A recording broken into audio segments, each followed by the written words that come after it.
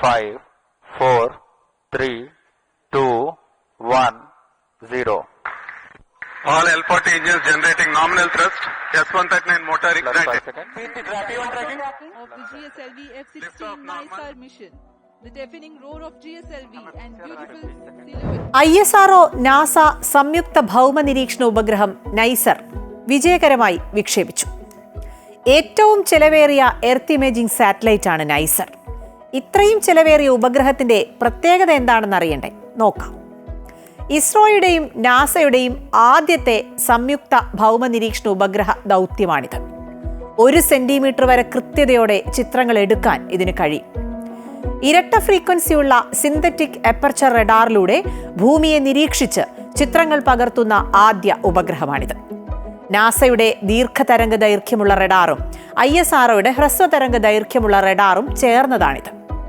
മഞ്ഞുരുകൽ, കാട്ടുതീ, ഉരുൾപൊട്ടൽ, വെള്ളപ്പൊക്കം, ഭൂകമ്പം, അഗ്നിപർവ്വത സ്ഫോടനം തുടങ്ങി ഭൗമോപരിതലത്തിലുള്ള ചെറിയ മാറ്റങ്ങൾ പോലും സൂക്ഷ്മമായി നിരീക്ഷിക്കാനും വിവരങ്ങൾ കൈമാറാനും നാസ ISRO സിന്തറ്റിക് അപ്പർച്ചർ റഡാറിന് കഴിയും.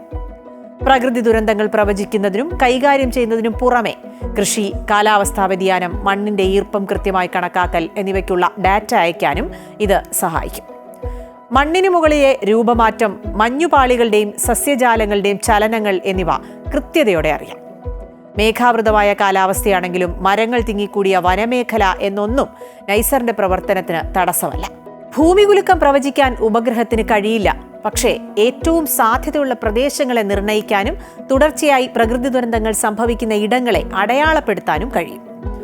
12 ദിവസത്തെ ഇടവേളകളിൽ ഭൗമോപരിതലത്തിലെ വിവരങ്ങൾ കൈമാറും.